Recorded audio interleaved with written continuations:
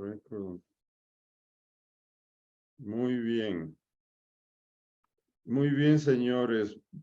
Con la venia del presidente, damos inicio a este evento. Hemos activado la grabación, por supuesto, si el invitado no tiene inconveniente. Esto es para atender el interés de muchas personas que por una u otra razón no nos pueden acompañar, pero han manifestado el interés de conocer sobre este conversatorio. De nuevo, buenas tardes a todos, queridos socios y amigos de ANDE. Soy Ernesto Rivadeneira, director ejecutivo. Doy la bienvenida a nuestro panelista invitado, economista Mauricio Pozo Crespo. Una breve referencia sobre nuestra institución. ANDE, desde su perspectiva cristiana, reconoce como fin de la vida social, incluidas la política y la economía, el desarrollo humano integral, individual y social. Dicha definición orienta nuestro empeño de ser protagonistas de primer orden en la construcción del Ecuador que queremos entregar a nuestros hijos y a las generaciones futuras. En este contexto hemos definido dos ejes de acción fundamentales. Por un lado, el desarrollo de la cultura del trabajo y de la iniciativa privada empresarial como fuente por excelencia de sustento para los hogares de los ecuatorianos. Y en torno a este primer eje, un segundo eje, que es la construcción de la cultura del encuentro mediante el diálogo. Hasta aquí el marco de referencia en el que se inserta el presente conversatorio, cuyo tema es el panorama económico, lo bueno, lo malo y lo feo. Dicho esto, procedo a invitar a nuestro invitado de hoy. Aquí voy a insertar una micro sorpresita.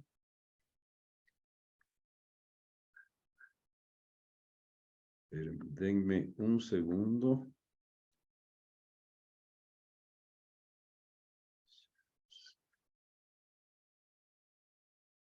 Ay, perdón, no me funcionó. Era una foto simpática del invitado que alude a sus aficiones deportivas. En todo caso, pido disculpas que no lo pude hacer, pero en aras del tiempo no le... tal vez en algún momento la presente cuando sea oportuno.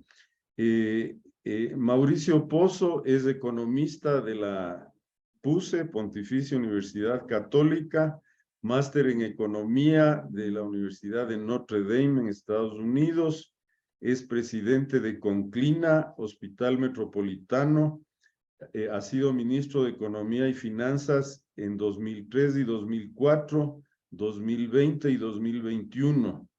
Es decano y director de posgrados, asumo que en diferentes universidades, columnista del diario Hoy, El Comercio, Forbes. Es también miembro del directorio de varias empresas.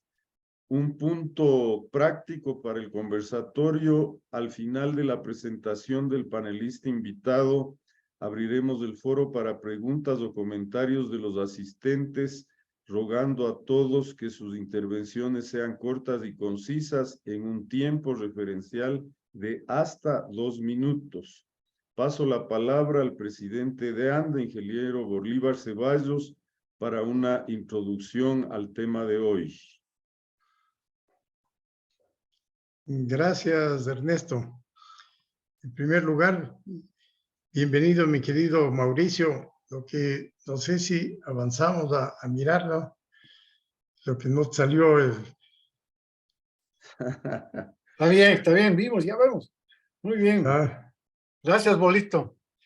Sí, bueno, dentro de las cosas buenas que nos ha pasado en el país, pues primero quiero comenzar con el triunfo del Aucas. Aquí, pues, su padre, en este caso, el papá de Mauricio, Gonzalo Pozo Ripalda, fue un excelente jugador y a él se debe el nombre del estadio, del Aucas. Entonces, pues, sí es un motivo de orgullo tenerte aquí, Mauricio, en estas especiales y gratas circunstancias. Por otro lado, como decimos en el conversatorio de lo bueno, lo malo y lo feo, siguiendo con lo bueno, yo creo que por todos hemos aplaudido que el presidente, juntamente con la policía y las Fuerzas Armadas, por fin comenzó a poner orden y llevar una lucha directa contra el narcotráfico, contra el terrorismo. Yo creo que eso es muy valedero. Tuve yo la oportunidad de estar en el feriado, estuve en Casa Blanca y veía que más del 90% de las reservas se habían cancelado. Eran muy pocos los que estábamos ahí, pero nos dio mucho gusto ver que habían como unos 12 policías que estaban paseándose por la playa y por los diferentes conjuntos de Casa Blanca. O sea, realmente eso nos dio una tranquilidad de ver que por fin nos sentíamos protegidos. Lo que no sucedió cuando los levantamientos de los indígenas, en donde yo sí creo que faltó un poquito de mano firme. Pero en este caso, pues sí hay que reconocer que el gobierno comenzó a hacer lo que debía hacer en el tema de seguridad. Por otro lado, ya ahí está nuestro querido Mauricio Pozo. Fue un reportaje en Teleamazonas en donde pude capturar esa fotografía. Gracias, Ernesto. Por otro lado, yo creo que una de las cosas buenas es que en parte por el dólar, y no sé por qué otros factores, la inflación del Ecuador es una de las más bajas, realmente es la más baja de Latinoamérica, y es una de las más bajas del mundo. Está entre 3.8, 4%, cuando en los mismos Estados Unidos llegó a estar sobre el 8, ahora está en el 7.5, 7.6. En Europa igual están entre 8 y 10%. Latinoamérica en el 18%. Quiere decir que el Ecuador, por lo menos en inflación, estamos muy bien. Sí nos gustaría oír también los comentarios de Mauricio respecto a qué, aparte de la fortaleza del dólar, porque acordémonos que Estados Unidos también debería estar con una inflación de un 4%, si es que fuera solamente el dólar. Pero hay algo más que hemos hecho en Ecuador o alguna ventaja adicional que estamos teniendo en ese sentido. Por otro lado, también hemos visto que el presupuesto ya comienza a mostrar no esas cifras escandalosas de déficit fiscal del 6-7% del PIB. Estamos hablando ya de cifras más conservadoras, entre el 2 y 3%, que quiere decir que ya está comenzando a ponerse en orden las finanzas. Por otro lado, también para satisfacción de algunos de nosotros, ya el metro va por fin a inaugurarse en diciembre. Yo creo que son buenas noticias y sobre todo porque va a estar administrado por una empresa que tiene entre españoles y el metro de Medellín, que no va a permitir que se llene de burocracia y de ineficiencia como pasa en todas las empresas en donde ya sean los municipios o el gobierno toman cartas. Yo creo que son temas interesantes, igual el avance que tenemos en los acuerdos comerciales, tanto con México, con Corea del Sur, con Costa Rica, y obviamente pues todavía seguimos esperando la posibilidad de unirnos también al TLC con Canadá y ya formar parte activa de la iniciativa del Pacífico. Yo creo que son cosas buenas frente obviamente a otras no muy buenas, como ya muchos han criticado en los medios, pues la morosidad del BIES, que dicen que el hipotecario está en el 12.5% de mora en general, mientras en la banca el mismo segmento hipotecario está en el 3.7%. Vemos que siguen los subsidios y sí nos llamó la atención un poquito que se esté subsidiando a sectores tan bollantes como el camaronero, pesca, atún. Obviamente otro tema que nos preocupa y que ya no depende de nosotros es la devaluación de Colombia. con el peso que sobrepasó los 5.000. Eso realmente nos quita una competitividad, especialmente a los que estamos queriendo exportar. Por otro lado, el incremento que está haciendo las tasas de interés la Reserva Federal, así como el Banco Central Europeo, ese incremento de las tasas, y sobre todo de la Reserva Federal, que está ya en el 4%, caminando hacia el 5% para el 2023, han permitido que el dólar, por primera vez en la historia, llegue a equipararse al euro, e inclusive pasó unos días en que valía, estaba más valorizado que el mismo euro. Yo creo que son circunstancias que sí nos afectan indirectamente porque nosotros estamos dolarizados. Con esto, pues, con este pequeño preámbulo que me ha permitido mi querido Mauricio, adelante y que vive el Aucas.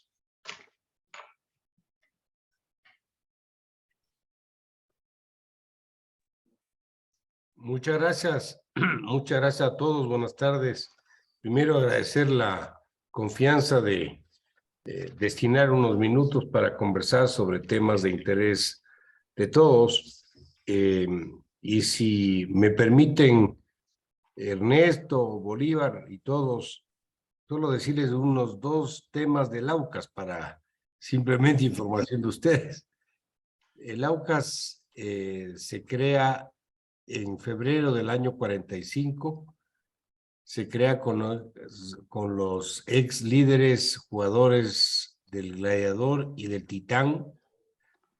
Inicia con los graduados o cerca de graduados del Colegio Mejía, que antes estuvieron en La Salle. Mi padre estudió en La Salle, en el Mejía, y un ex dirigente empresarial de la empresa Shell, un holandés de apellido Hulsbit, quería formar un equipo de líderes, y eso da lugar a la creación del Aucas, cuyo nombre se origina en los indígenas guerreros de la Amazonía, que por cierto tuvieron problemas con algunos empresarios de la Shell en aquella época, y en eso se creó el equipo. Un equipo que fue campeón 5 años consecutivos, del 45 al 49, después del 59 y el 61, en época donde al principio no había fútbol profesional, y que después dio lugar a la creación del equipo, y que tuvo algunos episodios que le dieron mucho renombre a lo largo de los años. Con el perdón de los liguistas que estén escuchándome, en el 47 el Aucas fue campeón de la Sierra, no había campeonato nacional, ganó sobre la Liga 7-0, y eso le dio un antecedente. En algún momento fueron 9, 10 jugadores del Aucas parte de la selección ecuatoriana, y eso también le dio un espacio. Y otro evento fue que el Aucas siempre fue un equipo caracterizado por ganar resultados en el segundo tiempo. Resultados como con el Argentina, que fue después del Deportivo Quito, que perdía 4-0 el primer tiempo y ganó el segundo tiempo 5-4, o que perdía 3-0 con el América de Cali y empató en el segundo tiempo 3-3. Ese era el Aucas. Y después, pues, no quiero alargarme, pero los hijos de los hinchas, los nietos de los hinchas son los que de alguna manera gozaron del resultado de este último domingo. Solo para información, de ahí viene un poquito el nombre del equipo. Los colores vienen de los colores de la propia empresa Shell, que empezó la exploración de petróleo en el Oriente. Y si alguien me puede corregir, así es.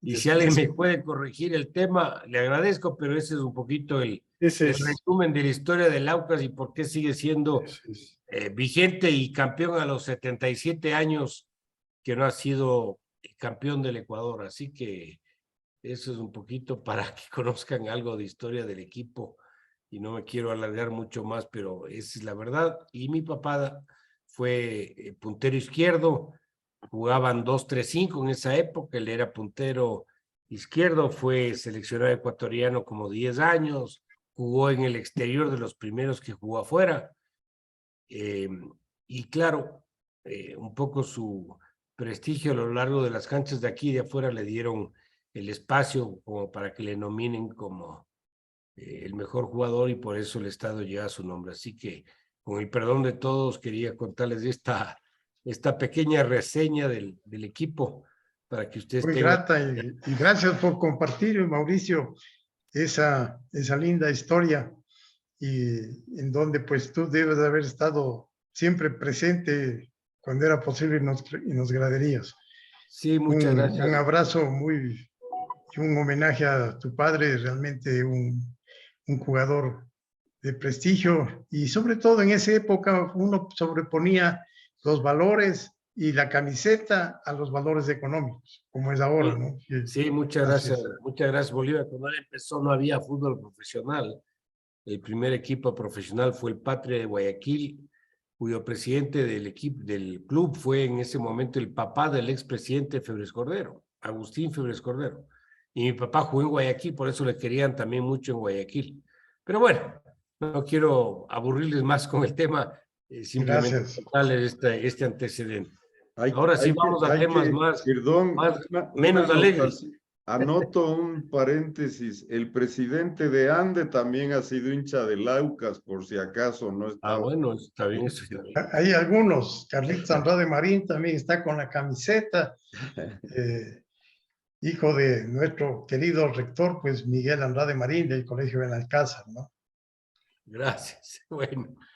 Bueno, el título del conversatorio de día, bueno, malo y feo, no significa que sea fácil poder insertar los temas en cada una de estas categorías, pero voy a hacer un esfuerzo para poquito incluir en los temas que nos convocan estos aspectos. Dentro de lo que podríamos decir la buena dirección del gobierno, lo correcto, lo que yo estoy de acuerdo, además, yo creo que podríamos, en primer lugar, indicar que fue un gobierno que inició en la parte económica, que es lo que más me convoca hoy día, con un norte claro, un norte donde quería el Ecuador insertarle en los mercados internacionales, un norte donde quería fortalecer la sanidad de las finanzas públicas, donde quería recuperar las reservas internacionales,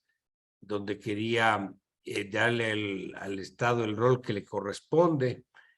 Y dentro de ese proceso, la continuación de un programa económico que se inició en el 2020. El Ecuador en el 2020, recordemos, tuvo una crisis, la peor de toda su historia económica, producto de la pandemia, y que sin el apoyo internacional habría sido muy complicado sortear una crisis de esa magnitud. Cuando se inició el problema, cuando se cerró la economía y hubo el enclaustramiento de los ecuatorianos en sus casas, la estimación era de una contracción económica del 11%. Esto luego, producto de los acuerdos que se lograron concretar, permitió una contracción el año 2020 del 7.8%, sin decir que fue una caída pequeña, sin duda la más fuerte que tuvo el país, porque el 99 caímos en el 5%. Fue menos de lo que estaba previsto en un inicio y obviamente le daba alguna posibilidad menos fuerte de poder recuperarse hacia adelante. Y en ese sentido, el gobierno actual tuvo la decisión de mantener el programa con los multilaterales hasta la presente fecha. Tanto así que de los 6.500 millones de dólares que fue el acuerdo original suscrito a mediados del 20, este momento queda por recaudarse alrededor de 700 millones de dólares que probablemente ingresen al cierre de este mes próximo de diciembre. Es decir, luego de muchos acuerdos con los multilaterales, este es uno de los pocos que logra cerrarse y concretarse con la culminación de todas sus metas, tanto cuantitativas cuanto cualitativas. A las cualitativas me refiero, por ejemplo, a las decisiones que tenían que ver con leyes de la Asamblea Nacional. Dentro de estas estaba, por ejemplo, la ley de defensa, no de defensa, sino de instrumentos para combatir la corrupción, la ley anticorrupción que se llamó, que fue aprobada al cierre del año 2020 y que había, recordemos, mucha crítica de que no se iba a alcanzar al cierre de la ley, que no se iba a poder cumplir. Finalmente se cumplió. Estuvieron algunas decisiones en esa época difíciles de cerrar, pero se pudieron cumplir. Les doy simplemente 2 ejemplos. El mantenimiento del régimen para la fijación de precios de derivados. Estuvimos ahí compartiendo el gabinete con René. Se mantuvo un ajuste del 5% en los derivados. Hubo un problema ahí después con los transportistas. Se le bajó del 5 al 3, pero se mantuvo la reforma. Y eso estuvo vigente hasta la finalización del gobierno. Por otro lado, el Banco Mundial desarrolló un esquema para que la fijación de los salarios no responda a la puja entre empleadores, empleados y gobierno. Y en esa línea, todos los cálculos y la fórmula que se desarrolló con los técnicos del Banco Mundial establecía que no había argumentos para que el salario mínimo aumente. Y el salario mínimo se pudo mantener en $400. Por cierto, fue una lucha fuerte, inclusive al interior del gobierno, porque poco los argumentos iban en la línea de que cómo es posible que sea el primer gobierno que no suba los sueldos. Y mi posición siempre fue, el problema del Ecuador no es que los sueldos sean bajos, el problema del Ecuador es que no hay empleo. Y eso no se resuelve aumentando los sueldos. Es más, podría ser una razón para que inclusive el empleo no mejore. Entonces, dicho esto, un poco lo que les quiero decir es que se mantuvo el programa y el gobierno actual continuó el programa, le dio continuidad y yo diría inclusive sin afán de crítica, tampoco de alabanza, lo perfeccionó. Hizo algunos ajustes al programa y mantuvo el mismo hasta la presente fecha. Al punto, como les decía al principio, que el programa probablemente se lo cierre este año con la culminación del último desembolso de 700 de los 6.500 millones de dólares. Sin esa plata, y eso sí quiero ser muy franco, la situación del Ecuador en este momento probablemente no sea la que tenemos en este momento. Sin decir que sea la mejor, pero si al Ecuador no le ingresaban 6.500 millones de dólares como se ha logrado concretar, probablemente este momento estaríamos hablando de otra cosa y no de lo que estamos conversando. Entonces me parece a mí que es bien importante reconocer que este es un esfuerzo del anterior gobierno y del actual gobierno para mantener el programa de apoyo de las organizaciones multilaterales. Esto fue acompañado de otras decisiones, como fue la reestructuración de la deuda con los tenedores de bonos. No se pudo progresar mucho en la deuda bilateral. Me refiero a la deuda de gobierno a gobierno. Tuvimos la posibilidad de concretar un acuerdo con el gobierno, perdón, con el DFC de Estados Unidos, que buscaba reemplazar deuda cara por barata y algunos instrumentos de promoción de recuperación económica, pero iba en la línea de reemplazar deuda cara, por ejemplo, con los acreedores chinos, pero eso por razones internas y probablemente por razones externas también del nuevo gobierno, porque el gobierno de Trump estaba por salir y el gobierno de Biden probablemente no lo continuó. Pero en la práctica ese acuerdo se firmó y dio paso para que ahora el actual gobierno pueda suscribir una reestructuración de deuda con la China, que no le alivia mucho en términos de stock de deuda, pero le da algún espacio de flujo, al menos por los 2-3 siguientes años. Entonces, dentro de ese ámbito, yo les diría, hay una lectura en la parte económica, no me quiero meter mucho en los otros ámbitos, que le dan un resultado favorable al país. Ustedes me preguntarán, bueno, si es así, ¿por qué el riesgo país está donde está? Déjenme continuar un poco con la revisión un poco de los temas que nos convocan. Donde podríamos empezar a conversar sobre lo malo que ha ocurrido, pero que sin ser estrictamente económico, pero que inciden sin duda en el tema económico, así no nos guste, hay que vincular las cosas y no son temas aislados. Está el asunto de el encerramiento, creo yo, del gobierno o el enclaustramiento o también tal vez ponerle inclusive el secuestro ante tres factores a mi criterio importantes. El primero es la delincuencia.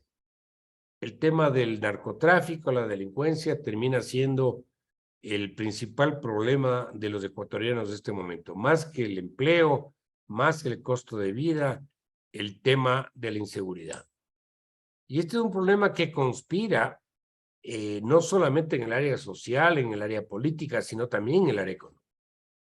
Porque un nivel de inseguridad como el que estamos lamentablemente viviendo complica para la inversión extranjera, complica para las decisiones de inversión, dificulta cualquier posibilidad de expansión empresarial, porque nos genera una suerte de duda de lo que pueda pasar y lo que pueda acontecer mañana. Entonces, este es un primer elemento, a mi criterio, que le tiene complicado al gobierno de manera seria, y a pesar de que han hecho algunos esfuerzos en las últimas semanas, creo yo, de manera favorable, creo que el comportamiento del gobierno ha sido correcto, pero hay que verlo en el tiempo y la sostenibilidad y cómo va evolucionando.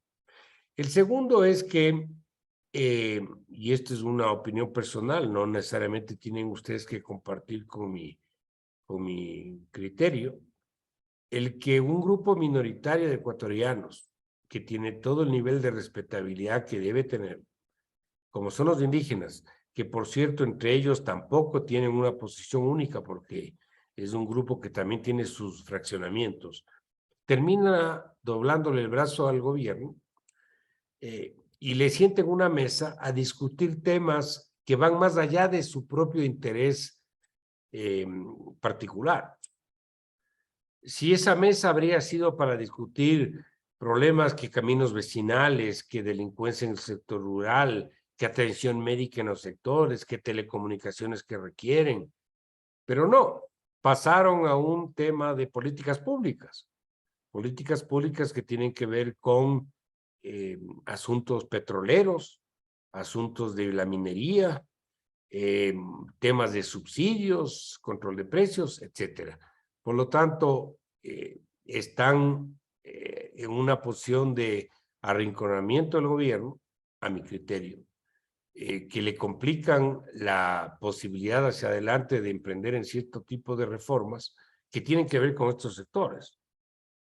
Simplemente, si me permiten un paréntesis, en la proforma de presupuesto del año 2023 están puestos ingresos por monetización de activos del Estado, por ser un poco más de $1.000 millones. Pregunto yo, con lo que pasó con el Banco del Pacífico, ¿qué va a pasar con las concesiones para el área petrolera, para el área minera, para las concesiones, por ejemplo, de las telecomunicaciones u otras? La posibilidad es un signo de interrogación, no sabemos qué va o qué puede ocurrir. Y además, porque en esas mesas de diálogo no estuvieron presentes delegados, representantes o como le querramos llamar, de otros sectores de la sociedad. ¿Dónde están ahí los constructores, los industriales, los comerciantes, los artesanos, los agricultores? Me parece que es una representatividad que no corresponde a el conglomerado general del país, y que sea una minoría que toma decisiones de políticas públicas y que el gobierno haga eco de eso, me parece que no corresponde a lo que realmente debía producirse en ese ámbito. Entonces, este es otro elemento dentro de este rubro de lo malo, llamémoslo así. Hablamos de inseguridad, ahora el tema indígena. Y en tercer lugar, yo les diría el asunto político, que también tiene que ver con los indígenas, pero me refiero más aquí a algunos actores. La posibilidad política de que el gobierno pueda incidir en decisiones en la Asamblea Nacional, por ejemplo, para la aprobación de leyes. El país necesita una reforma laboral. El tema laboral es un tema muy sensible, es un tema que golpea al costo de producción del Ecuador, a la posibilidad de recuperación, y sigue siendo un elemento que está dentro de una gran dificultad para que el gobierno pueda participar. El gobierno ha tenido ahí, a mi criterio, una gran debilidad, no solo en la comunicación, ya son 5 o 6, ya no sé, secretarios de comunicación que han estado en el gobierno, pero no logra ni transmitir lo que quiere transmitir, lo que debe transmitir, ni tiene los representantes que pueden hacer un trabajo mucho más eficiente a nivel de la Asamblea Nacional. El presidente de la República es un representante del Estado elegido por votación popular, que tiene, entre otras obligaciones, buscar aliados, buscar alianzas, recibir respaldos, y me parece que ahí no ha habido el trabajo que se requería. Y ese es el otro elemento dentro de lo que podríamos denominar lo malo, por ponerlo en esa categoría de lo que se ha podido observar. Si nos pasamos a lo que está en el título del conversatorio como lo feo, no sé si es el mejor calificativo, pero vamos a tratar de incluir temas en ese ámbito. Me parece que hay un trabajo que se ha venido realizando en el ámbito económico que no ha sido debidamente reconocido. La economía no es que ustedes toman una decisión y tienen un resultado en plazo corto. Esto se va viendo en el tiempo.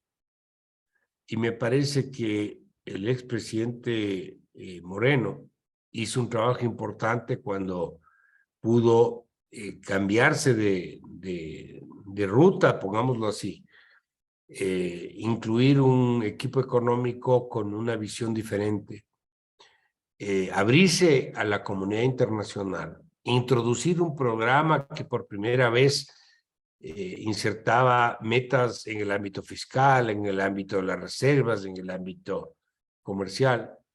Y desde ese punto de vista, ese trabajo que se insertó en un programa con apoyo internacional no fue debidamente reconocido. Y digo feo porque no creo que sea justo tampoco decir que esto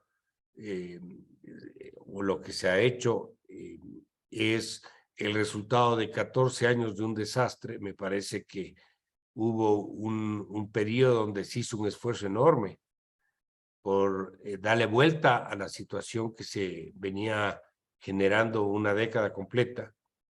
Y creo que ahí no hubo, no por reconocer ni por darle méritos a nadie, sino por un tema de realidad. La realidad es que el Ecuador empezó a vivir una época distinta con el programa económico que se pudo insertar en plena crisis fuerte como fue el año 20. Recuerden algo, en marzo, la primera quincena de marzo del 2020, el expresidente Lenín Moreno salió a los medios de comunicación y anunció un programa económico porque el Ecuador ya vivía una crisis de 4 o 5 años de estancamiento económico con déficits fiscales enormes y con una pérdida de reservas internacionales, entre otros indicadores que le comprometían inclusive el programa económico y la propia dolarización. Y en ese momento que anuncia a la semana, más o menos, viene el problema del confinamiento y viene el problema del COVID. Entonces el Ecuador entra en ese problema internacional, shock externo, ya con un problema interno.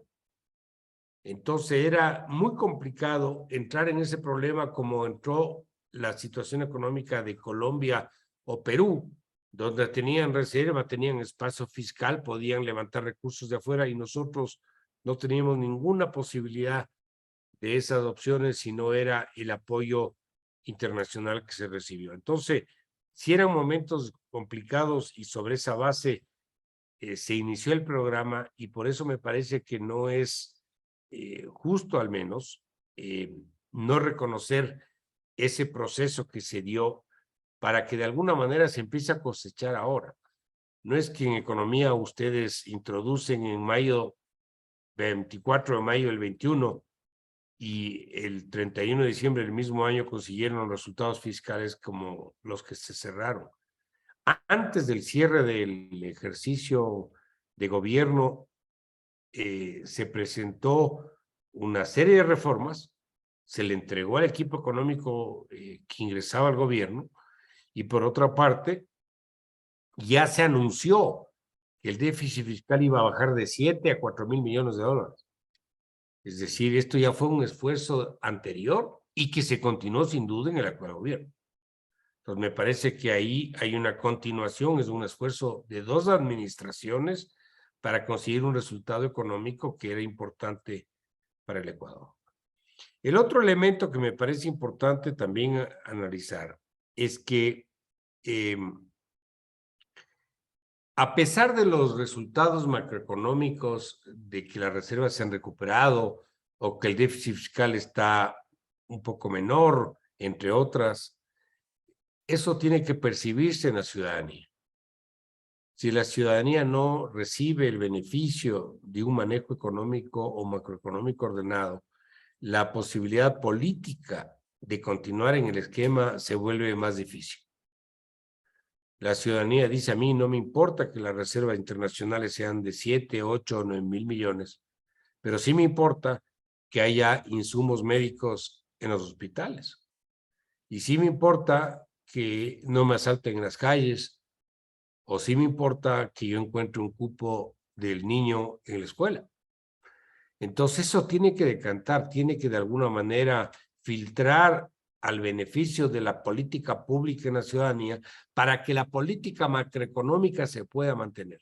Y me parece que ahí ha faltado gestión por varias razones, razones que tienen que ver con eficiencia de la gestión, razones que tienen que ver con la propia corrupción de las instituciones que está insertada no solo de ahora, sino de algún tiempo atrás, entre otras razones que lamentablemente ha conspirado para que se aprecie que el manejo económico realmente da beneficios a la ciudadanía.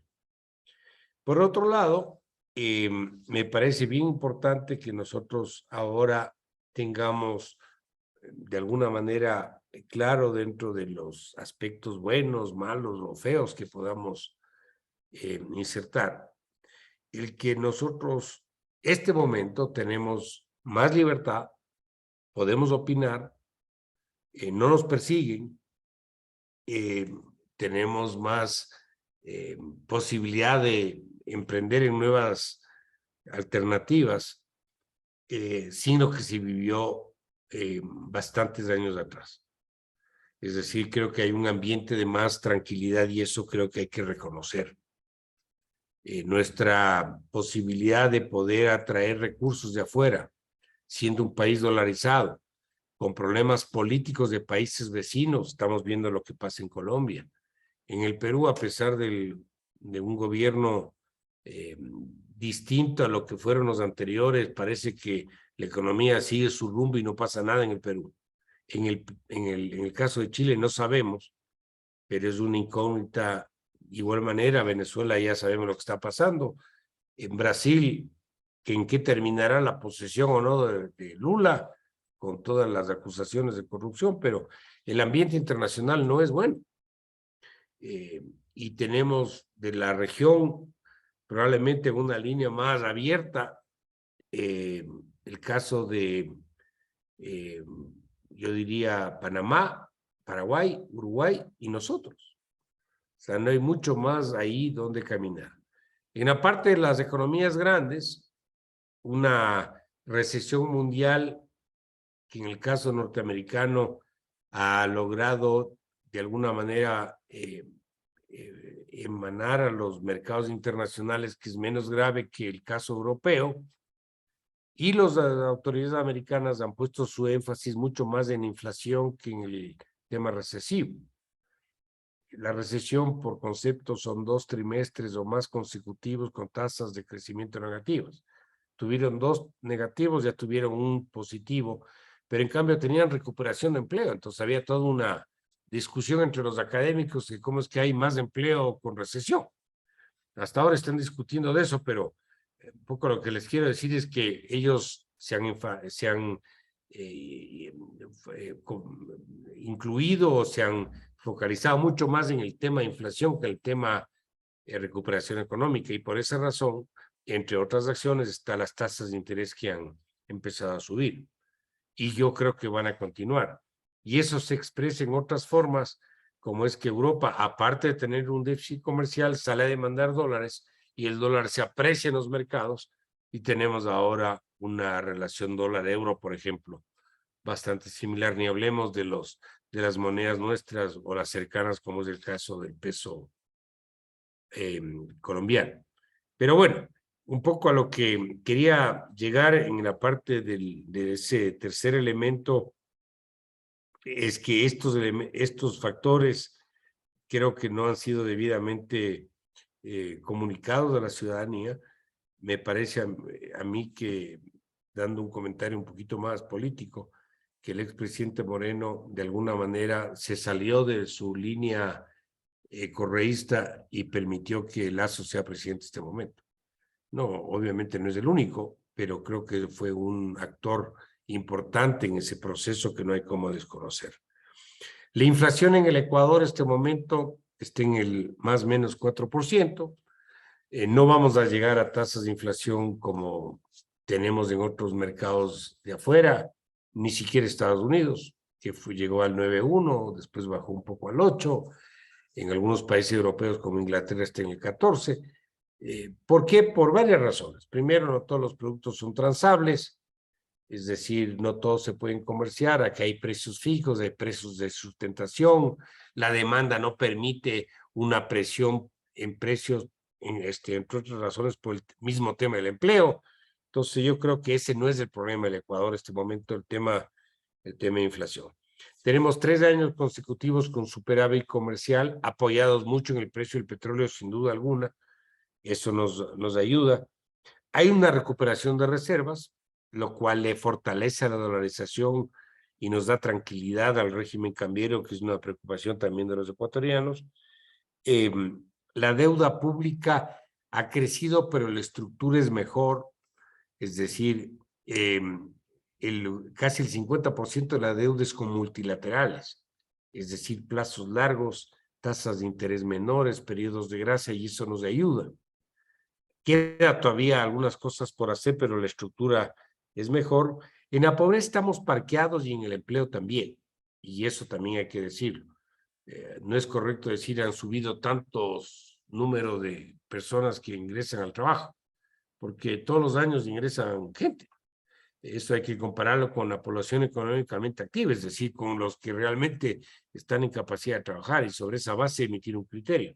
Creo que ahí estamos todavía con algunos problemas que no están resueltos. Quiero ir terminando esta presentación con algunos comentarios. Me parece que la situación macroeconómica del Ecuador es una situación menos angustiosa de lo que se pudo vivir en el pasado, pero creo que el elemento político es el principal factor que conspira con las expectativas y lo que se pueda ver hacia adelante. Si ustedes ven solo la parte macroeconómica y dicen es compatible con un riesgo país de 1.400, 1.500 o 1.600 puntos, la respuesta es no. ¿Y por qué razón eso se puede observar? Porque la política, la posibilidad de que se aprueben reformas, hasta la posibilidad del mantenimiento del régimen, hace que la inversión se aleje, nacional y extranjera, y esto conspire con la propia realidad de los indicadores macroeconómicos puros. Es decir, la política, a mi criterio, sigue siendo el principal factor de desestabilización económica del Ecuador. Y por eso, si el gobierno quiere mejorar la economía, tiene que mejorar su manejo político. Tiene que ayudar a que el factor político no sea el que termine dando al traste con no solamente la parte política, sino la propia parte económica. Me parece que el gobierno y el presidente Lasso quiere hacer las cosas bien. No creo que tenga ninguna intención de no hacerlas de manera correcta, pero me parece que hay factores que están dando vueltas ahí que no permiten caminar en la línea que corresponde. A ratos me da la impresión, y esta es una impresión muy personal, que no necesariamente, obviamente, tienen que compartir, pero me parece que está muy enclaustrado en su propio círculo, no se abre mucho al entorno. Creo que un gabinete con ministros que le permitan una inserción en otros sectores políticos le podría ayudar. Es bien importante el que se tenga una clara realidad de que no todo lo que se hace es lo correcto. Y los ministros y el gabinete tienen que poner el pecho a las balas, como se dice, y no al revés. No me parece que sea el presidente el que le proteja a los ministros. Creo que ahí hay un error de lectura y el presidente está en los medios todos los días hablando desde desnutrición crónica infantil, déficit fiscal y política minera. Y eso no le ayuda a él tampoco, porque él deprecia su propia palabra y su mensaje. Él tiene que ser la palabra última, la que corte el pastel, como se dice, y de esta manera hacer sentir que esa es la voz cantante en los temas que el país requiere y le corresponde. Así que, sin afán de cansarles un poquito más de mi exposición, estos son los elementos que quería compartir con ustedes.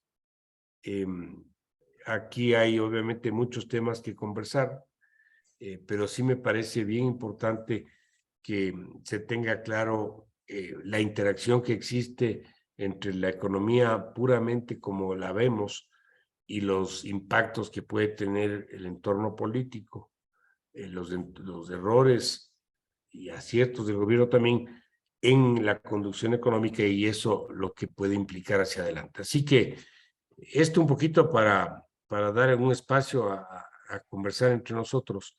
Así que muchas gracias, Bolívar, Ernesto, y estoy a la orden cualquier inquietud que tenga. Gracias, Mauricio. Realmente muy clara tu exposición. Yo creo que todos estamos de acuerdo en que esos son los logros y por otro lado las cosas, las tareas pendientes que todos tenemos. Antes de dar, Ernesto, si me ayudas viendo a las personas que quieran intervenir, quisiera mandar un saludo cariñoso a Patricio Salas, vicepresidente del Consejo de Cámaras de Asociaciones de la Producción, a Patricio Isurieta Moraboven, miembro de nuestro directorio de ANDE, a Patricio Zuquilanda, Washington Padilla, Fabián Vaca, a nuestro querido amigo Cecita Robalino, exministro también que nos acompaña, a Marcos Flores, a Hernando Zanía, Diego Galindo, en fin, tantos buenos amigos, a Soledad Burneo, etcétera. Como tú decías, tal vez solamente unos 2 puntitos quisiera yo hacer alguna acotación adicional. En el tema de la inflación de los Estados Unidos, yo creo que es producto de toda la plata del mundo que dieron de bonos y de bonificaciones y regalos prácticamente. Yo tengo mucho contacto con los Estados Unidos por mi actividad de exportador de flores y muchos me decían, mira, ya los jóvenes no quieren trabajar, que están esperando su chequecito, su bono del gobierno. que les llega el bono, entonces, obviamente, cuando ya esa cantidad de dinero, pues comenzó a gastarse, porque también en la pandemia no podían gastarse, y comenzaron a demandar bienes, comenzaron a igualarse, digámoslo así, por ejemplo, en el tema de bodas, como había estado suprimidas los festejos, pues comenzaron a demandar cantidades de flores, festejos, consumo, y eso pues, fue comenzando a disparar la inflación, definitivamente. Y toda esa gente, cuando ya se le comenzó a terminar sus recursos, entonces comenzaron a demandar trabajo. Por eso es que no ha caído el empleo de una manera muy, tal vez muy, de alguna otra manera diferente de ver la realidad de los Estados Unidos. Por eso es que la inflación allá no baja y va a demorar bastante. Inclusive en el tema de vivienda me decían que con toda la cantidad de gente que está saliendo ahora, inclusive de Colombia, que están comenzando a invertir allá, ya lo hicieron en su momento los argentinos, los brasileños, los venezolanos y de otros países. Entonces la presión por demanda de viviendas igual sigue muy alta y todo eso hace que la inflación difícilmente baje en los Estados Unidos. La fuerte demanda que nosotros mismos los latinoamericanos estamos poniendo. Pero obviamente al haberse empatado con el euro, la competitividad comienza a afectar al Ecuador.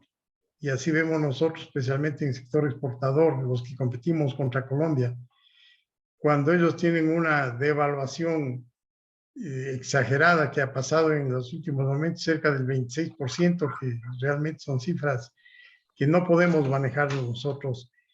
Un salario mínimo en Colombia que está muy bajo, con motivo justamente de esa devaluación. Me decían que está como en 180, $200. Y aquí está Rodrigo Gómez de la Torre, que nos puede dar algunas luces también en ese tema. Los salarios en el Ecuador, realmente yo me pregunto, ¿vale la pena que sigan estas reuniones del sector público, perdón, sector empleador y sector obrero, cuando ya todos sabemos que básicamente la última decisión va a ser $25 más? Y cada vez pues el Ecuador de alguna manera se va tornando más caro producir y la competitividad se va afectando como país. Yo sé que en el tema, de acuerdo a lo que tú dices, pues el sistema de reserva monetaria ha mejorado, nos da una tranquilidad. Pero yo sí creo que también la implementación, el gasto, la ejecución presupuestaria tal vez ha estado un poquito muy retrasada y eso comienza a traer problemas en el tema de salud, de educación, de obra pública, especialmente carreteras, y cosas que creo que todavía se puede, igual que el AUCAS, en el segundo tiempo podemos remontar. Estamos a tiempo. Si ya tenemos bien unas finanzas, podemos remontar definitivamente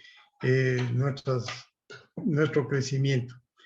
No sé si Ernesto, tú me ayudas con las personas que quisieran de pronto, no sé si mandaron algunos mensajes al chat y quisieran hacer intervenciones, pidiéndoles que sean lo más cortitas posibles. Adelante, Ernesto. A ver, están en fila primero Gustavo Alzate y luego Rodrigo Gómez de la Torre. Si alguien quiere añadir preguntas por el chat, pues ya voy a revisar y estamos pendientes por ahí también. Adelante, Gustavo. Bueno, gracias Ernesto y muchas gracias, estimado Mauricio. La presentación ha sido muy clara, como indicaba Bolívar. Y yo creo que lo más importante que hay que resaltar en todo el trabajo que ha hecho el nuevo gobierno, que a veces es injusto las formas como se le critica a diario, es que la parte pues financiera, macroeconómica, ha venido funcionando mucho mejor. En eso estamos todos de acuerdo. Pero que definitivamente el empuje en la parte política es la que está parando muchas de las cosas que podrían hacerse mejor, porque hay muchas cosas que se pueden mejorar aún más, o cosas que se han dejado de hacer y comenzar a hacerlas. Y uno se pregunta a Mauricio, con la calidad de la gente que hay en la Asamblea, donde cuando la gente, cuando se está hablando con esas personas, yo creo que se obtiene más respuesta de un muro. ¿Es posible para este presidente o para cualquier presidente que haya en Ecuador poder lograr tener realmente una destacada actuación política que le permita gobernar? Porque yo pues, personalmente ya llevo 36 años en el país. Es el momento más crítico que yo he visto en tosudez, en posiciones absurdas de la gente en la asamblea. Entonces es bien difícil. Y si ser buen político implica que no importa con qué persona yo estoy negociando, yo tengo que lograr que esa persona me dé un espacio para trabajar. Y eso implica que el presidente tenga que ceder en solicitudes que no tienen nada que ver con la ley o que son ventajas para grupos políticos, pues hacen del presidente otro delincuente. Entonces yo tengo esa duda y yo no sé cómo la ves hacia el futuro, porque eso no va a permitir que el gobierno y que el país salga del pozo en el que nos encontramos. Perdón por usar la palabra pozo. Por el tema en el que estamos. Eso es, Mauricio. A ver, Mauricio, pregunto, tal vez damos paso a otras preguntas para contestes todo de una sola. Sí, mejor unas 2, 3 preguntas y contesto. Ya, a ver, Rodrigo Gómez de la Torre, por favor. Muchas gracias, Ernesto. Saludos a todos.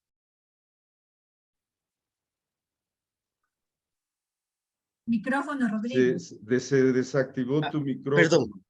Sí, ya lo activé nuevamente. A ver, yo creo que el tema laboral y las mesas de diálogo en materia laboral, y hablo del Consejo Nacional de Salarios, sí debo reconocer que este gobierno lo terminó de matar. Con el gobierno pasado, más allá de mis diferencias con el presidente puntualmente, pues se avanzó muchísimo y se avanzó muchísimo en legislación secundaria, que no se ha publicitado en términos más amplios, pero tenemos una legislación secundaria a través de acuerdos ministeriales para nuevas formas de contratación mucho más flexibles y mucho más viables, transversales a cualquier sector. El tema, como ya está claro, el día de mañana nos reuniremos en el Consejo y nos informarán que vamos a tener un alza de $25 por un compromiso presidencial, lo cual es un absurdo porque técnicamente hablando no hay cómo justificarlo. Creo que técnicamente el único tema laboral que se ha dado en materia de salarios fue la del 2020 hacia el 2021, en la cual el incremento fue 0, porque el resto siempre hemos estado muy por sobre la inflación proyectada. Pero en estas mesas, para mí me chocó mucho dentro de las exposiciones que tuvimos de parte del gobierno, Ministerio de Economía y Finanzas, INEC y Banco Central. Ellos hicieron mucho énfasis en el crecimiento del próximo año y un crecimiento sustentado en el área energética, petróleo y minería. Pero el área energética es probablemente, y como lo había puesto en el chat, el área más comprometida a través de estas mesas llamadas de diálogo, pero que han sido mesas de imposiciones y chantaje. Tanto es así que están hablando de nueva condonación de créditos de la banca pública, que eso ya se había eliminado hace más de una década. Y hablan de un crecimiento en el sector energético de un 6.6%, cuando tú tienes una Corte Constitucional que está llamando a una consulta sobre la producción del ITT, que es donde se piensa incrementar productividad, que estamos hablando de un sector minero con restricciones y con los candidatos peleándose por cuál es más antiminero que el otro, con el famoso Quito sin minería. Y además, los compromisos impuestos al gobierno para el freno de la explotación petrolera, que es donde realmente tenemos para recibir inversión pura y dura, combinado con las declaraciones de Fernando Santos, con quien coincido profundamente con respecto a los temas de corrupción y descomposición que tiene Petroecuador, que no deja de ser la principal empresa del Ecuador, pero que no tiene balances desde el 2017. Y esa es la empresa que va a recibir el billete y va a firmar los convenios de inversión para los próximos años. Entonces, como había una pregunta más adelante, y la dejo abierta y me ratifico, cuando ya analizamos un escenario real, donde el empleo no está creciendo, donde tenemos una serie de compromisos que le han costado al país más o menos 5.000 millones de dólares al presupuesto directamente. ¿Cuáles son las perspectivas para el 2023? Y coincido con Gustavo, con la asamblea que tenemos, perdón, ahí sí discrepo en un punto, con un muro podemos hacer algo. Con el material que hay en la asamblea no creo que se pueda hacer absolutamente nada. Gracias. A ver, damos paso a Patricio Izurieta para terminar esta primera ronda de preguntas. Adelante, Patricio. Gracias, Ernesto. Mi inquietud es específica. Es evidente que inversión privada casi no ha sucedido en estos 18 meses o 17 meses. Y esto me preocupa porque parte del crecimiento del país al ingreso del nuevo gobierno era asegurar inversión privada por los miles de millones de dólares, que no ha sucedido. Hay compromisos de posibles inversiones de algunas empresas que más son locales, inversión extranjera, casi nada. Pero es indispensable entender que el país necesita inversión pública en infraestructura y en algo que realmente genere empleo. Y dado lo que yo he podido ver, entender de la proforma del presupuesto, casi la inversión pública está muy limitada. ¿Qué hacer, Mauricio, para crecer en posibles inversiones que realmente nos ayuden? ¿Cómo ves tú este tema? Adelante, Mauricio. Active el micrófono. Sí, gracias, Ernesto. Sin cambiar el orden, veo dos manos levantadas. No sé si me permites pedirles que hagan las preguntas César y André. André. Y después contestar si no es problema. Sí, claro, sí. Mauricio, con todo gusto. Adelante, César Robalino.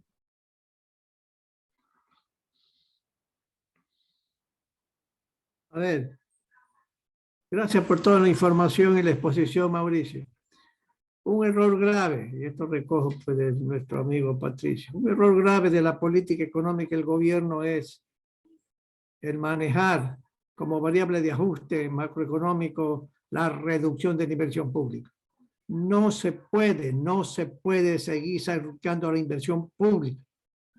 El crecimiento de la economía, la creación de empleo futuro, el progreso del estándar de vida requieren inversión pública en una serie de proyectos de alta rentabilidad. Tampoco pues estoy pensando en proyectos como lo que hizo Correa en el Aromo. No se puede desperdiciar el dinero. Pero ese es un error básico que hay que corregir. Y aparentemente desde el presidente, ya no solamente el ministro de Finanzas, Pablo Arosemena, dicen, no vamos a subir el déficit, tenemos que entregar el gobierno en 2 años y medio con déficit cero, ¿sí? Y si es necesario para ese propósito seguir reduciendo la inversión pública, lo vamos a hacer. Error de política económica, error. El futuro, aún los empresarios privados hacia el futuro de inversión privada requieren más inversión pública, requieren.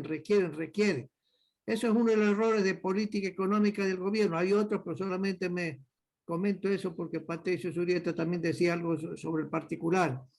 Y yo sé que tú compartiste una política económica que dio ciertos resultados, pero llega un momento dado en que tú dices, ya no más por reducción de inversión pública. Yo no puedo aceptar que el Fondo Monetario Internacional me pida esto. No son tan imbéciles y torpes el Fondo Monetario para no darse cuenta que el país necesita inversión pública adicional. ¿Cómo financias eso? Ese es otro problema. Ese es otro problema, que sí hay salidas financieras para escoger proyectos altamente rentables en el país. Nada más, Mauricio, nada más, porque no quiero copar espacio de ninguna naturaleza adicionales, nada más. Andrés Asís, adelante. Gracias, buenas tardes con todos. Coincidí con Mauricio de regreso de Manta el día antes de ayer y me quedé con la inquietud porque venía viendo un serio problema con varios empresarios en la costa a nivel de, por ejemplo, prestadores de servicios del Seguro Social. El día de hoy, tan solo el día de hoy, 3 empresarios amigos míos han cerrado sus operaciones de sus clínicas y consultorios y se han retirado de la prestación de servicios con el IES en vista de que están impagos más de un año. Luego se ve un tema del BIES con una tasa de crecimiento de su cartera incobrable y de su cartera vencida de casi el 12%, la más alta desde que el banco se creó. Y algo parecido en la banca privada. La cartera incobrable o cartera vencida se ha duplicado, ha subido del 2 al 4. Entonces, cuando yo escucho a ciertos ministros, por ejemplo, en trabajo, y me dicen que el empleo va muy bien y que los indicadores son bastante buenos para los objetivos que tiene el gobierno en cuanto a la generación de empleo, y uno se pregunta, ¿y por qué hay tanta gente impaga en el Seguro Social, en el BIES, que es gente que tiene créditos hipotecarios? Y yo creo que la respuesta no es muy complicada y es porque no hay empleo, porque la gente no tiene de dónde pagar sus créditos. Es decir, hay cifras que no están siendo reflejadas con la realidad de las cosas que están pasando en la economía y ciertamente eso está complicando la realidad de las cosas. Y creo que también lo que ya se ha dicho, no hay inversión pública, en cero. Si no, vean ustedes la ejecución del presupuesto del Estado, menos del 30%, y estamos a un mes de finalizar el año. Entonces, yo creo que si no sinceramos las cifras y si el gobierno no dice la verdad, pues muy poco podemos hacer por mejorar, porque vivimos o aparentemente el gobierno está viviendo en una burbuja que no está viendo la realidad de lo que está pasando en las calles. Hasta ahí mi comentario. Gracias, Mauricio. Un saludo cordial. A ver, quisiera hacer un comentario cortito sobre algo que ha dicho Andrés Asís. Hace un mes más o menos le hicimos una consulta a Jaime Carrera, que estuvo hace 2 conversatorios en Ande, y no me acuerdo exactamente cuál era la consulta, pero en su respuesta, Jaime Carrera, que asumo yo, tal vez es un profundo conocedor del tema fiscal, él es director del Observatorio de la Política Fiscal, en su respuesta incluyó el comentario que esto de la baja ejecución del presupuesto es un mito. Simplemente pongo eso en la mesa, mencionando que proviene de Jaime Carrera, y de pronto Mauricio tendría alguna perspectiva sobre ese punto. Adelante, Mauricio. Gracias, Ernesto. Para ir un poquito en orden, sobre el tema de la alianza, no de la alianza, perdón, de la Asamblea Nacional, la calidad de los asambleístas, del rol que ellos cumplen, etcétera, yo les diría algo que puede sonar excesivamente optimista, tal vez. Creo que a nivel ciudadano la aceptación de la Asamblea es mucho más bajo que el propio gobierno. Y no existe ningún buen criterio sobre sus integrantes. Pero en lo que tiene que ver con la relación gobierno o ejecutivo, la función legislativa, yo creo que sí hay bastante por hacer. Y quiero darles un ejemplo, y a veces es feo o antipática las comparaciones, pero cuando nosotros teníamos en el programa económico la necesidad de aprobar la ley que le denominamos de defensa de la dolarización, recordarán ustedes, esto fue enero del año 2021. el nivel de popularidad del gobierno era muy bajo. La posibilidad de incidir en las decisiones de la Asamblea era muy bajo. El ambiente no era bueno. Recordemos que en el 19, el problema que tuvimos de la revuelta popular y lo que eso generó, buscaba destituirle al presidente Moreno. Es más, estuvimos muy cerca de que eso se produzca. Pero lo que voy es que el gobierno no puede nunca, y esa es mi opinión personal, nunca puede abandonar la gestión política en otras instancias del Estado, como es la propia Asamblea, sin importar si esta sea mala o buena, pero nos guste o no nos guste, es la instancia que termina siendo parte de la democracia y termina ayudando o no a aprobar ciertas reformas. Entonces yo sí creo en ese sentido que a pesar de todo lo que se está observando, sí hay espacio por donde trabajar. Nosotros encontramos espacios con gestión del equipo de gobierno, ministros, subsecretarios, ministro del gobierno propiamente dicho, secretario de la administración, asambleístas afines del gobierno, etcétera, que terminamos presionándole de tal suerte, de tal forma a la Asamblea. Recordemos que nos negaron 2 veces la ley de defensa de la dolarización. Es la tercera ocasión que se insistió y terminamos aprobando la misma. Entonces yo sí creo que hay espacio ahí de gestión, pero que no se lo ha sabido manejar de manera adecuada. Esa es mi opinión sobre el tema de la Asamblea. Un poco la intervención y el comentario de Rodrigo Gómez de la Torre, lamentablemente sí, yo creo que se perdió una gran oportunidad.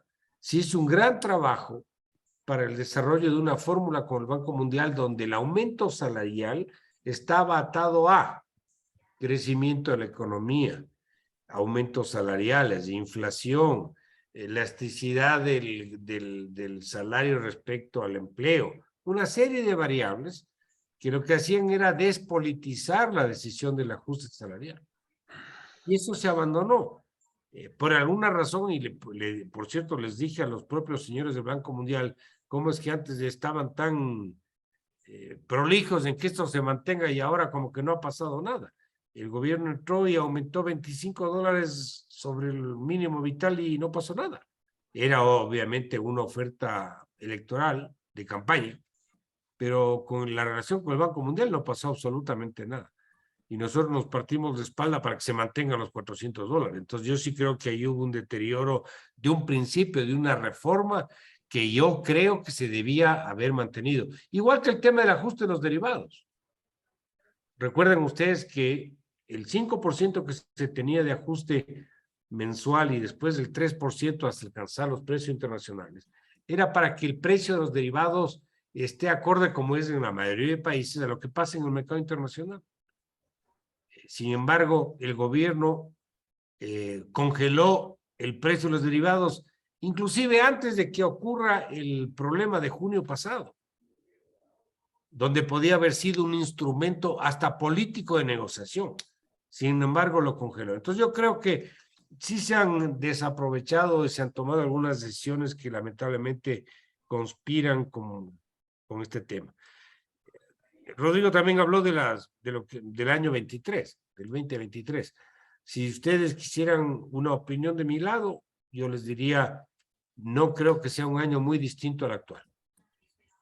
Las perspectivas de crecimiento del consumo privado, que es el principal componente del PIB, de la inversión, apuntan a que vamos a tener un crecimiento del 3, del 4%. En el caso del consumo privado, el Banco Central apunta a un crecimiento de la economía del 3,1%, que está bien para Finlandia, para Suecia o para Inglaterra, pero no para el Ecuador. El Ecuador tiene que crecer mucho más, no se puede dar el lujo de crecer tampoco. Y por esa razón, creería yo que para efectos, por ejemplo, presupuestarios, creo que hay que trabajar bajo un escenario similar el próximo año al que tenemos este momento. La inversión privada que no ha desarrollado de la manera adecuada, los instrumentos de crecimiento que se pueden buscar, un poco la inquietud de Patricio y Zurieta, un poco lo que yo quería decirles es que se dejó un lineamiento también de algunas decisiones de inversión sobre temas de activos públicos, de hidroeléctricas, mineras, tema petrolero, y eso ahí quedó. Obviamente que el riesgo país conspira para eso, pero eso no quiere decir que no se siga trabajando en esa línea. A mí me parece que si el gobierno lograra introducir algunas reformas que son, por cierto, algunas de ellas inclusive de su propia decisión, ni siquiera caen a nivel de la Asamblea. Estoy hablando de la continuación de la baja del impuesto a la salida de divisas, que me parece una buena decisión el que se continúe en eso. La baja de aranceles. El gobierno inició con una baja de aranceles que se parqueó y que no ha seguido en esa dirección. Si no puede empujar la reforma laboral, creo que hay esquemas que pueden ayudar a modernizar un poco los sistemas de contratación. Algo que se hizo, por cierto, en la crisis del 2020. Y en esa línea, si empuja estos otros temas que les cito en varios ámbitos, creo que podría buscarse una reanimación del sector. Pero todo eso tendrá que estar atado a un mejoramiento del ambiente político, que obviamente no depende solo del gobierno, pero el gobierno es un actor importante. Entonces, me parece que ahí hay bastante por trabajar. Lo comentaba por César, cuando ustedes ajustan el presupuesto y el peso del ajuste recae en la inversión pública, lo que termina pasando es que termina ajustando a la inversión privada. La inversión pública termina subcontratando al privado. No es que se mueve sola. Termina, sin duda, contratando menos obra pública en vialidad, en infraestructura, en lo que sea. Y eso, obviamente, genera una restricción de la recuperación económica. Así que yo estoy de acuerdo. O sea, yo creo que no va por ahí el tema. El tamaño del Estado sigue siendo excesivo. Un tamaño del Estado demasiado obeso produce dos problemas: déficit fiscales permanentes y dependencia del endeudamiento público. Y es lo que hemos vivido en los últimos años. Entonces yo creo que ahí hay bastante por hacer, pero muchas acciones tienen que ver con la posibilidad política de hacer las cosas. Y es donde yo creo que ha habido un freno para que esto se dé. El tamaño del Estado medido a través del gasto público sigue siendo el mismo. No ha habido aquí ningún cambio y lamentablemente no le veo hacia adelante que vaya a haber algún cambio importante.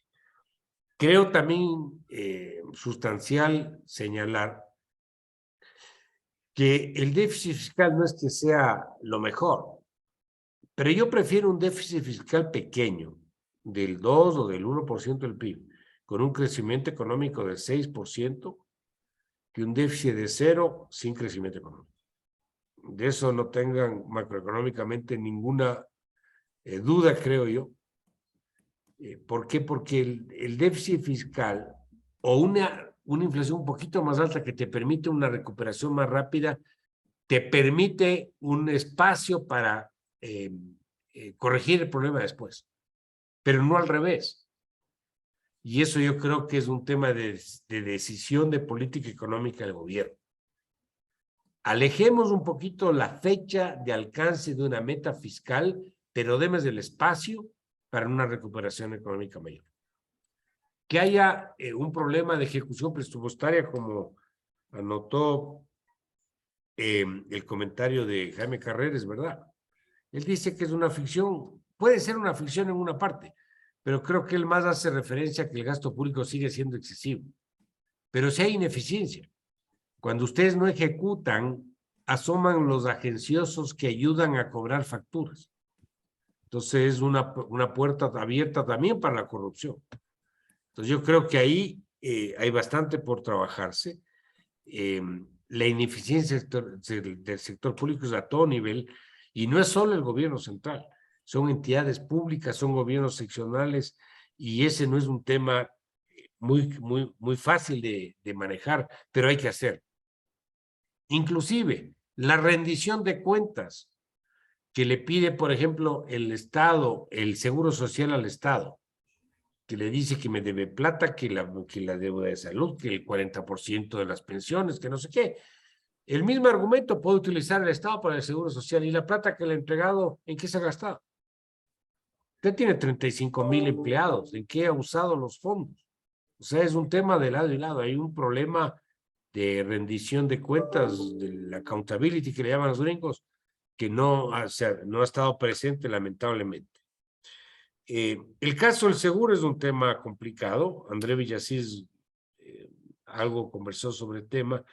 Sin duda le debe a muchos, pero aquí hay una conjunción de situaciones, problemas actuariales, problemas financieros, problemas de caja, problemas de administración.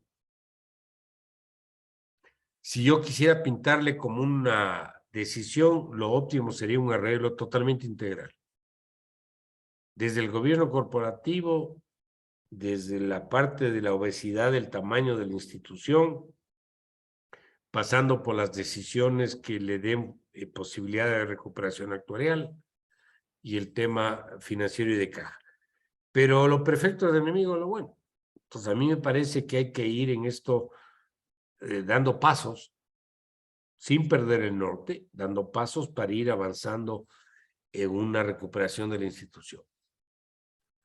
El 40% en poco tiempo va a ser impagable. El Ecuador es de los pocos países donde la salud está metida en la seguridad social. La gran mayoría es salud pública, hasta por el principio del derecho ciudadano de que la salud es un derecho de todos. Pero eso son decisiones polémicas y políticamente difíciles. Entonces, pero eso no quiere decir que no se las aborde. Y eso creo que es algo que tenemos que caminar. ¿Tiene pagos vencidos con todo el mundo? Sí. Pero con ese manejo muy difícil se va a poner al día en un plazo corto y eso le va a complicar hacia adelante. Quiero decirles algo. La reforma de la seguridad social es un tema emergente. Si no se arregla eso, algún rato puede haber problema de pago de pensiones y el Ecuador no ha vivido un problema de no poder pagar a los jubilados. El día de mañana que no haya cómo pagar a los jubilados, tendremos un problema bastante más complicado de los que hemos tenido. Bastante más complicado. Entonces yo creo que ahí medio que nos hemos hecho los locos y los gobiernos han ido pateando el problema para adelante y no se ha resuelto. Y eso yo creo que es una emergencia. Y decirles en definitiva en estos comentarios generales que si ustedes me preguntan, ¿hay solución a la situación del país? La respuesta es sí, claro que hay solución. Yo no creo que esto está perdido ni que el Ecuador no sea viable. Yo sí creo que el Ecuador es viable y tiene salida. Pero se requiere apoyo ciudadano, se requiere un poquito dejar los intereses particulares de grupos, de gremios, pensar un poco más en el bien común, el bien general. Capacidad de salida existe. El Ecuador ha salido muchas veces de muchas situaciones también difíciles. El gobierno tiene que también poner de su parte, aceptar sus propios errores y abrirse un poco a la situación, tener una gestión política mucho más eficiente, comunicar mejor. Y si nos toca lidiar con los de la Asamblea, nos tocará lidiar, pues. Pero esa es la democracia. Uno no siempre va a contar con los mejores elementos para poder congeniar, pero nos va a tocar. Y a veces en la vida a uno le toca saludar con algunos que no le toca saludar, pero le toca saludar. Lo perfecto es enemigo de lo bueno y a veces la política es ganar lo más y perder lo menos. Y sobre esa base hay que caminar. Mauricio, una última pregunta para aprovechar los minutitos que nos quedan. Hace unos días circuló un mensaje del presidente Lasso, el título es Como ave fénix, y voy a leer un fragmento esencial de ese mensaje porque tiene que ver con el tema de hoy. Dice, el pulso de la microeconomía son las ventas. Al mes de septiembre, las ventas acumuladas son más de 160.000 millones según el SRI. Crecen 18 de 20 sectores de la economía nacional.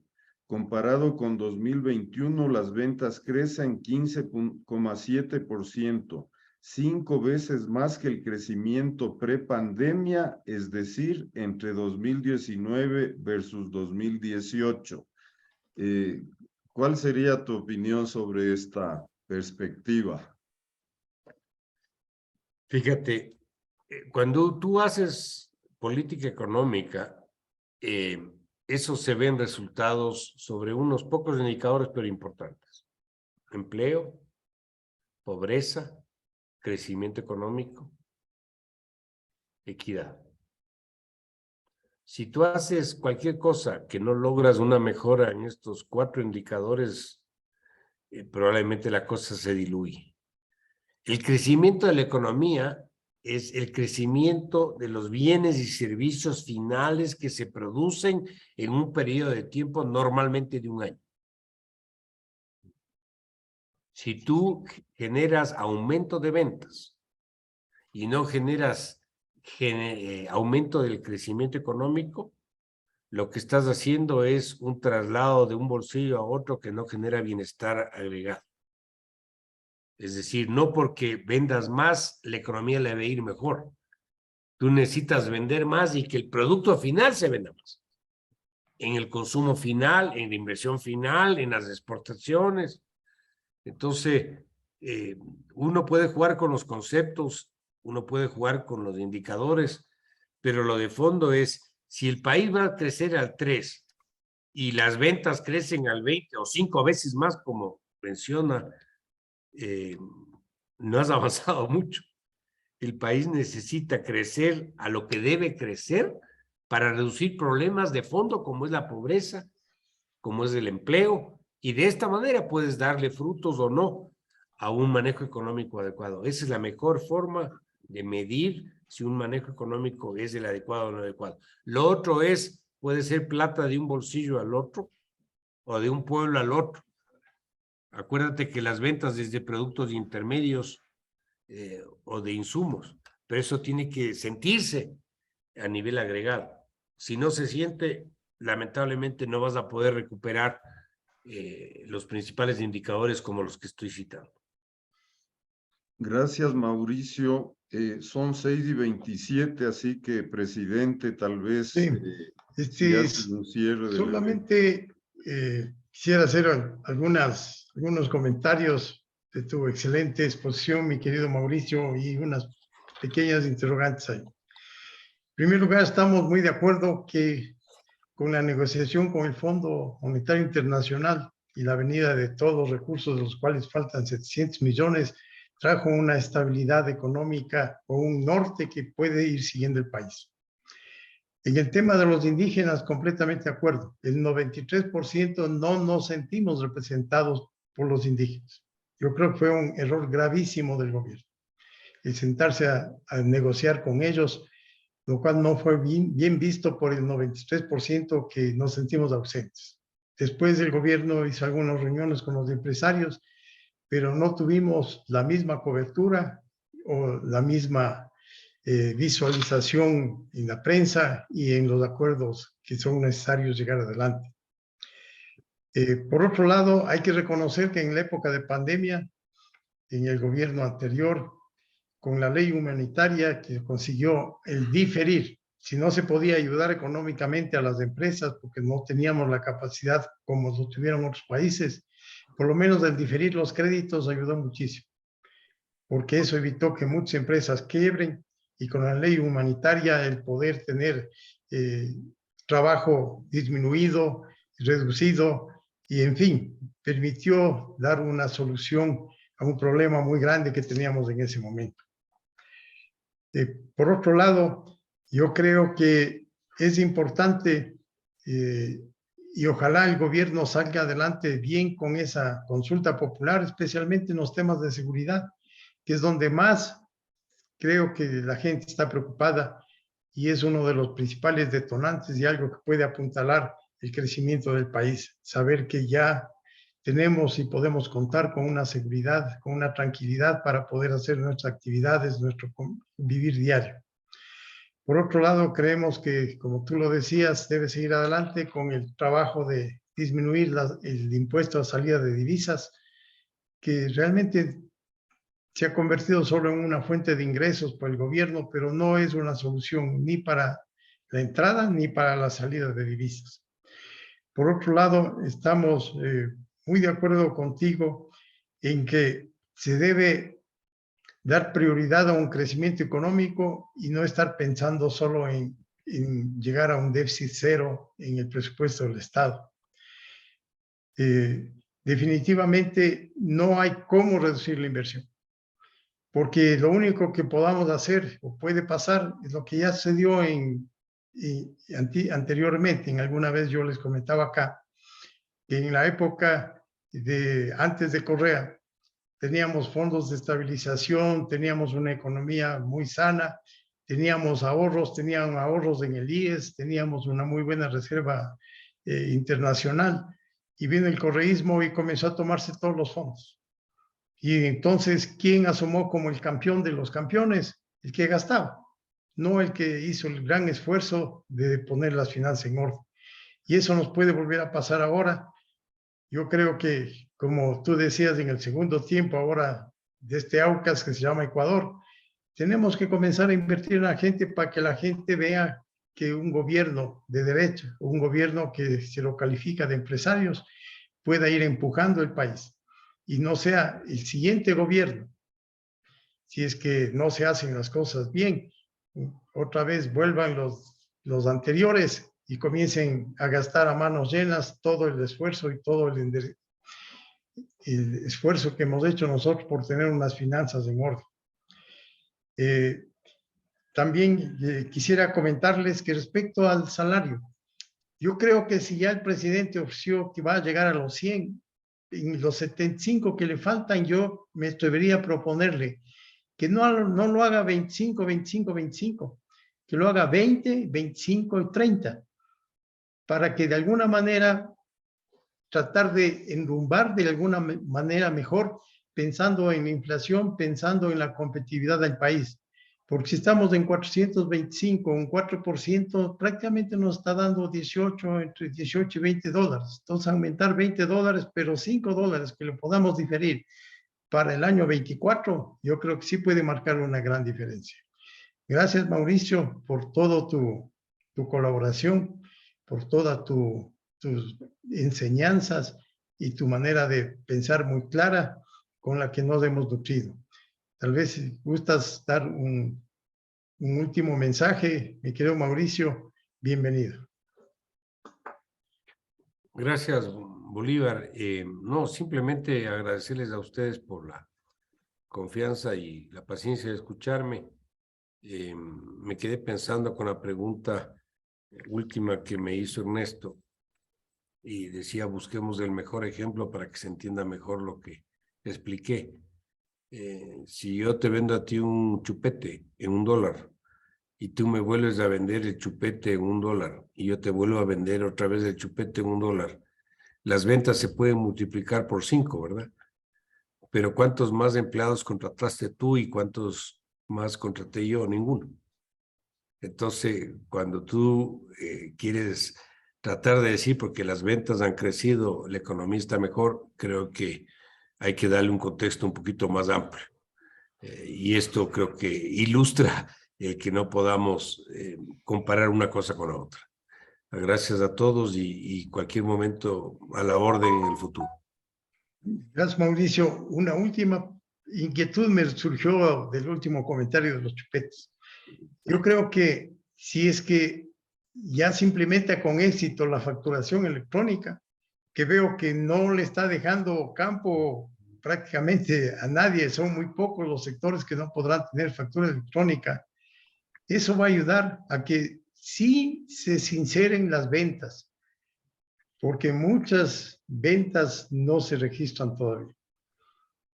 Por eso es que Pichincha asoma como la más, que más contribuye, porque realmente yo sí creo que nos estamos manejando acá en Pichincha con muchísima ética y eso está ayudando al desarrollo del país. Pero con la facturación electrónica, que ojalá la puedan implementar muy bien, yo creo que puede ser y marcar nuevos tiempos diferentes para el país.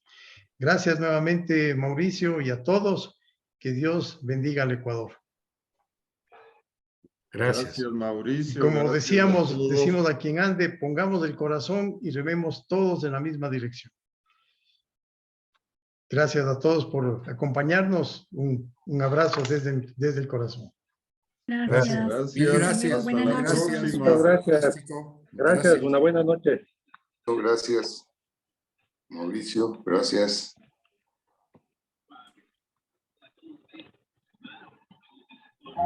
Y pues hasta la próxima. Cierro la. Gracias, Ernesto. Gracias, Bolívar, a todos. Muchas gracias, Bolívar y Ernesto. Una buena noche con todos. A ustedes. Gracias.